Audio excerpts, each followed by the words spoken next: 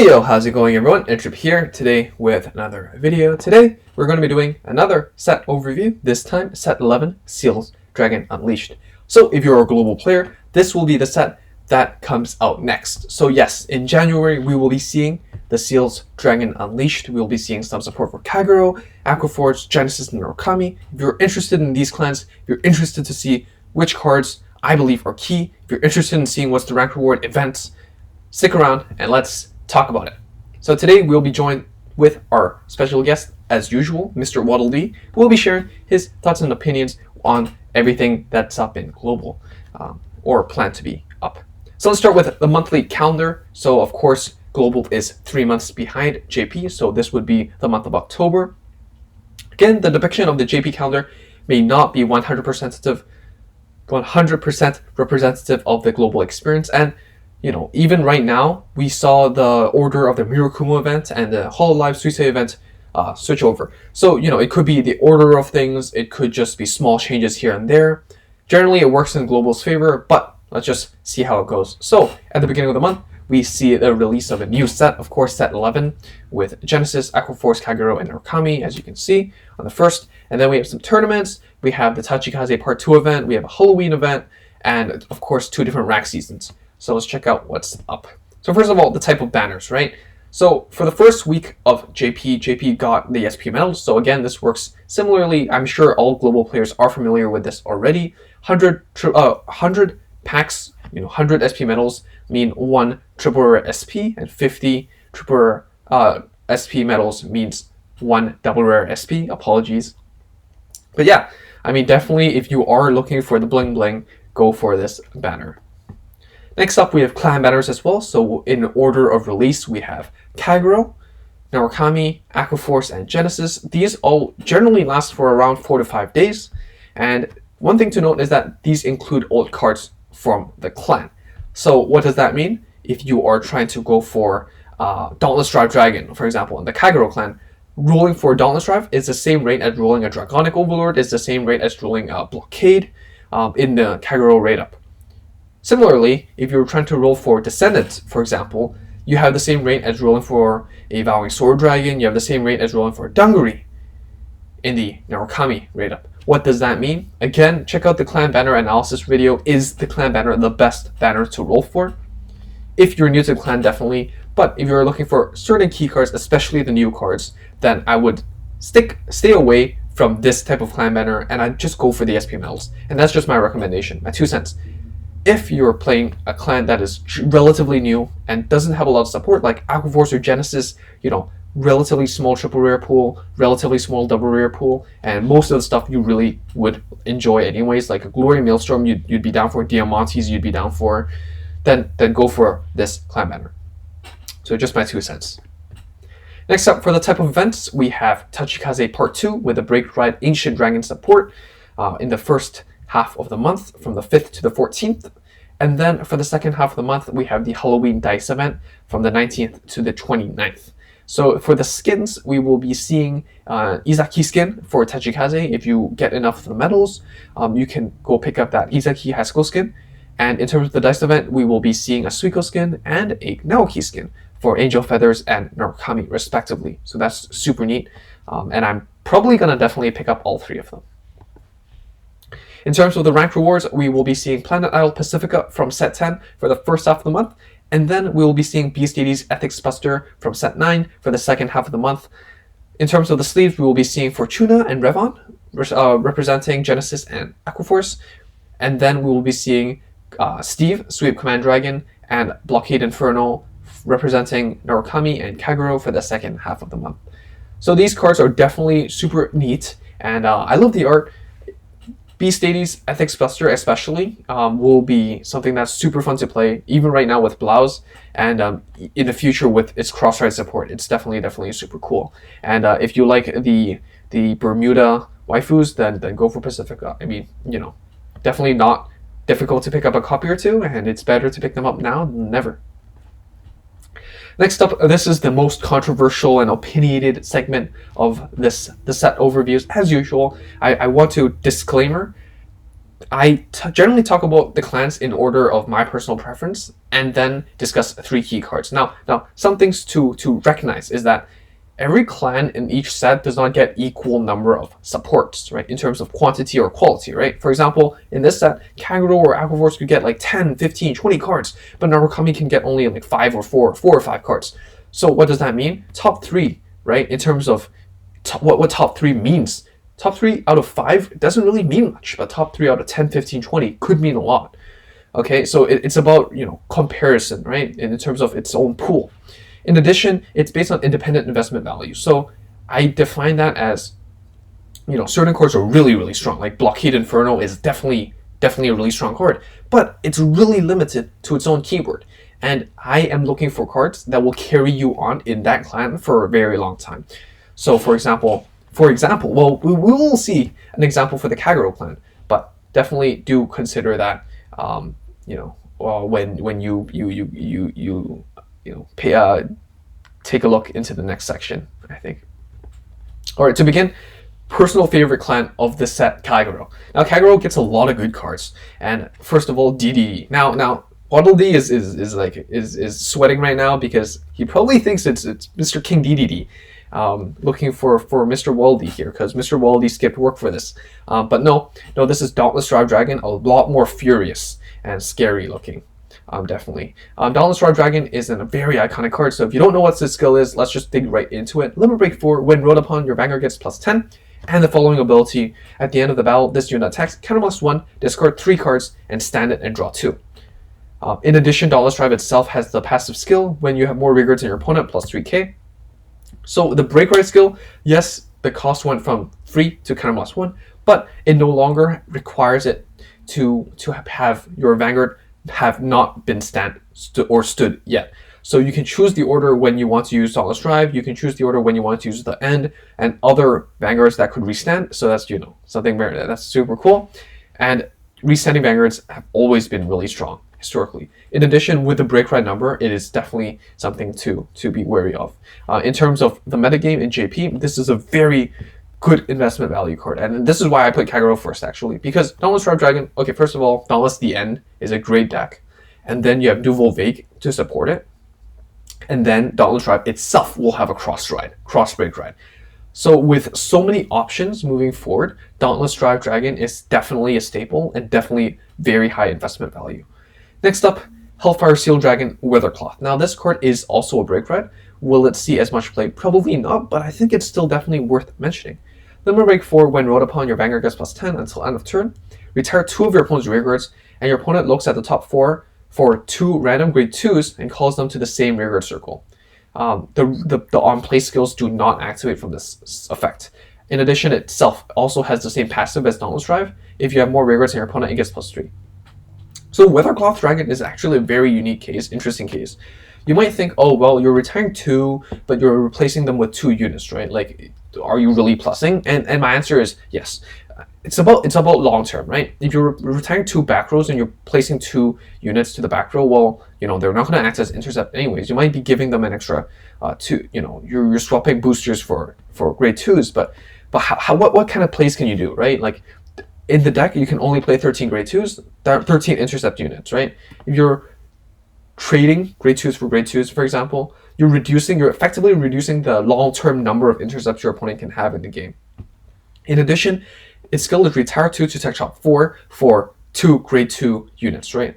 What are the odds of checking 2, random, 2 out of 4 cards are grade 2 units? I mean, it really depends on the situation, but in terms of a complete deck, right, it's 1/3 of your deck is grade 2s and 2/3 of your deck aren't grade 2s. So in terms of the value, I mean, there's a lot of things to consider, but Weathercloth Dragon is definitely something that you can consider playing and works with any deck, not just Seal Dragon. So that's something neat.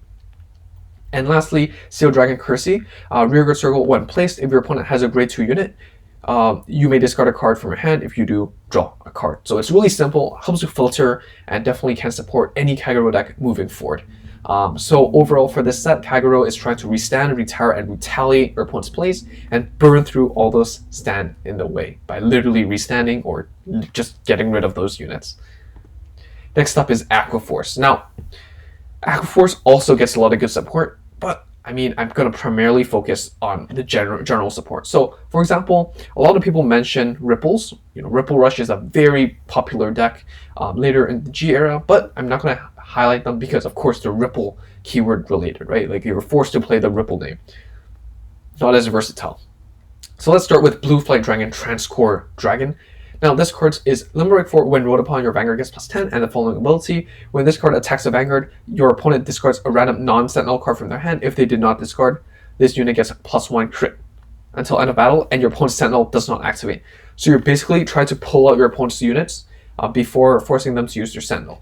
And this card has insane synergy with cards like Glory Maelstrom. And I really suggest you check out Different Fights video on Trans Glory. Transcore Dragon Glory Maelstrom. When you break ride, when you use Glory Maelstrom, you basically get +2 crit. So you're at 3 crit Vanguard, you're on break ride numbers, and your opponent has to discard 2 cards in addition to the Sentinel in order to protect against it. So definitely very devastating. In addition, by itself, when it attacks a Vanguard, it gets +3 as well, so it can definitely hit cross ride numbers if necessary. Next up, last card, Revon. It's Limit Break 4. When it attacks a Vanguard, all your front row rearguards, if all of your front row rearguards are rest, you can counterblast 1 to get +3, +1 crit. In addition, Vanguard Circle, you can counterblast 1 to get +2k. While the second skill might not really come into play too much in this meta, it's always nice to have that flexibility to hit those 13k numbers if necessary. And in addition, the Limit Break 4 just grants it counterblast 1 for +1 crit, and crit pressure is always nice, especially at a double rarity, so it's definitely a really neat card you can tech in. And lastly, Mercenary Brave Shooter. Now, this is the grade 1 front row rearguard circle skill. During your turn, if you have 1 or less rearguards,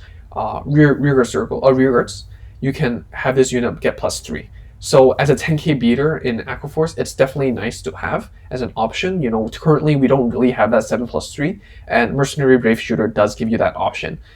For Aqua Force, generally you're trying to play down a lot of cards and make those multi-attack plays. And Mercenary Brave Shooter is a nice card because in early game you can use it as booster, but late game when you really need to hit those intercepts or other rearguards, you can still hit those numbers by itself as a 10k unit on second attack.